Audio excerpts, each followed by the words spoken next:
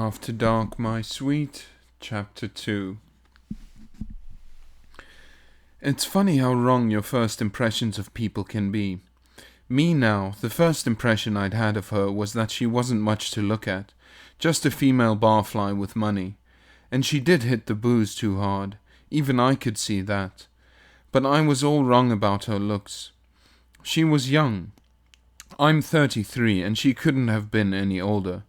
She was pretty, beautiful I should say, when she dolled herself up a little. She'd led a hard life for a long time, and it told on her face. But she had the looks all right, the features and the figure.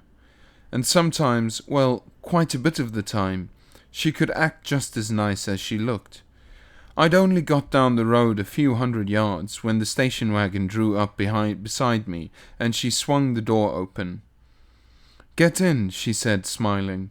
"It's all right. Bert isn't going to make any trouble for you." "Yeah? Well, he's not going to get the chance, lady. I just stopped in there for a minute, and now I'm going on." "I tell you, it's all right. Bert's the last person in the world to holler for the cops. Anyway, we're not going back there. I'm taking you home with me." "Home with you?" I said. "It's not far from here." She patted the seat, smiling at me. "Come on now, that's a good boy." I got in rather uncertainly, wondering why she was acting so friendly now when she'd been so ornery a little while ago. She answered the question just as I started to ask it. "I had a couple of reasons," she said. "For one thing, I didn't want Bert to know that I might be interested in you. The less a man like Bert knows about my business, the better I like it." "What else?" "The other reason, well, I wanted to see what you would do, how nervy you were, whether you were really the kind of guy I thought you might be." I asked her what kind of guy that was exactly. She shrugged a little impatiently. "Oh, I don't know, probably it doesn't make any difference anyway." The highway dipped down through a grove of trees with a narrow lane leading off to the south. She turned the car into the lane, and after about a quarter of a mile, just over the crest of a little hill, we came to her house. It was a big white cottage standing in a clearing among several acres of trees. It looked like it might have been a nice place at one time. It still was fairly nice, but nothing like it could have been. The paint was peeling and dingy, some of the front steps were caved in, bricks from the chimney were scattered over the roof, and there were big rusted-out holes in some of the screens. The lawn didn't look like it had ever been cut. The grass was so high you could hardly see the sidewalks. She sat looking out the window for a moment after we'd stopped. Then she sighed and shook her head, murmuring something about work being the curse of the drinking classes. "Well, here we are." She opened the door. "By the way, I'm Mrs. Anderson, Faye Anderson. I'm very happy to meet you, Mrs. Anderson. And I'm very happy to meet you. It's a unique privilege. I don't believe I've ever met a man before who didn't have a name." "Oh, excuse me," I laughed. "I'm Bill Collins." "No, not the Bill Collins." "Well, I don't know. I guess maybe I am." "Well, don't you feel bad about it. It's your story, so you stick with it." She was changing again, getting back to the orneriness. She was off and on again like that, all the time.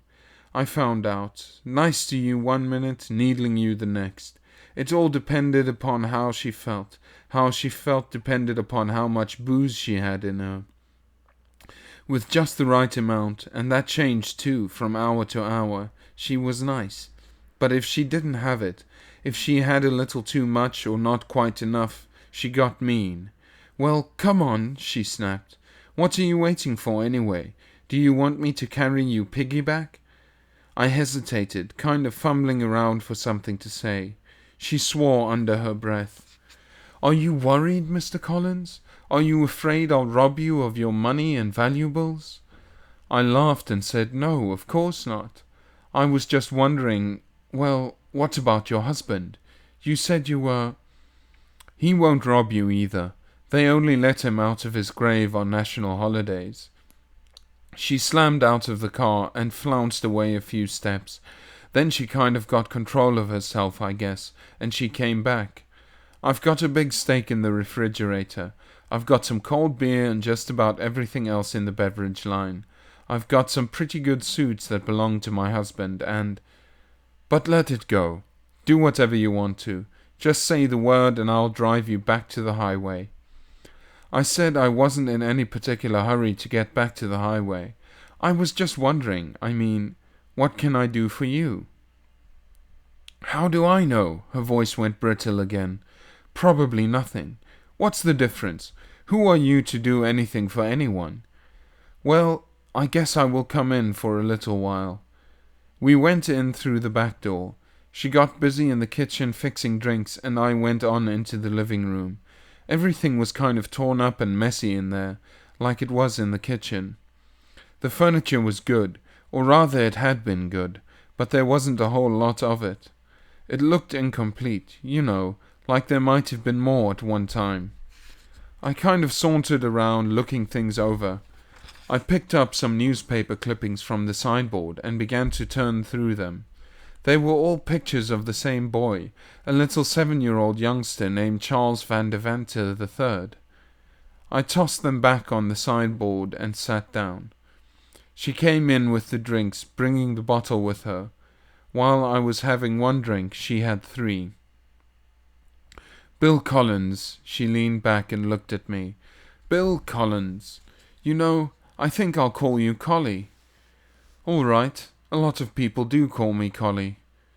That's because you look like one, stupid and shaggy and with a big long nose to poke into other people's business. Just what was the idea in snooping around those clippings? I wasn't snooping. They were just lying there, so I picked them up and looked at them. Uh-huh. Oh, sure, naturally. His family are friends of yours? I was just making conversation, trying to steer her away from the orneriness. You're related in some way? He's my great-great-grandson, she said, one of the poorer branches of the family. I know you won't believe it, but they only have a paltry $40 million. She poured another drink, filling her glass half full of whiskey. She leaned back again, face flushed, her narrowed black eyes sparkling with meanness. You're very fast with your mitts, Collie. Fast and efficient. Did you ever fight professionally? A little. A long time ago I had a few fights. What happened? Stop a few too many with your head? There's nothing wrong with my head, I said. I got out of it before there was anything wrong. And when did you get out of jail? The last time, that is. I tried to keep smiling. I said that, well, as a matter of fact, I had a few brushes with the police, just like any citizen would. Never anything serious, just a little misunderstandings and traffic tickets and so on. Oof, she rolled her eyes. Run for the hills, men. I'll tell you something, Mrs. Anderson. I'd like to correct an erroneous impression you seem to have about me. I'm not at all stupid, Mrs. Anderson. I may sound like I am, but I'm really not. You'll have to swear to that, Collie. You give me your sworn statement signed by 2 witnesses, and I'll take it under consideration. I'm not stupid. I don't like for people to treat me like I am. Most of my life I've worked in places where it was hard to converse with anyone on an equal footing. It was hard to carry on an intelligent conversation, so I kind of lost the knack. Roger, Wilco. Collins coming in on the beam. I'm trying to explain something. Why don't you be polite and listen? I was saying that when you don't get to talk much, you get to where you sound kind of funny when you do talk. Kind of stilted and awkward, you know. You're not sure of yourself. Shut up! But Damn it, will you shut up? There's somebody coming. She jumped up and ran into the kitchen. I followed her. I watched as she opened the back door and stepped out onto the porch. It was getting dark now. The lights of a car swept over the trees and blinked out. The driver tapped out a shave and a haircut on his horn. Faye Anderson laughed and swayed down the steps.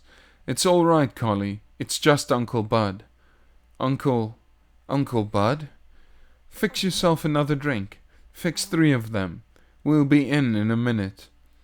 It wasn't a minute. It was a lot nearer, I'd say, to 30 minutes. And I couldn't hear their conversation, of course, but I had a strong hunch that I was the subject of it. I fixed 3 drinks and drank them.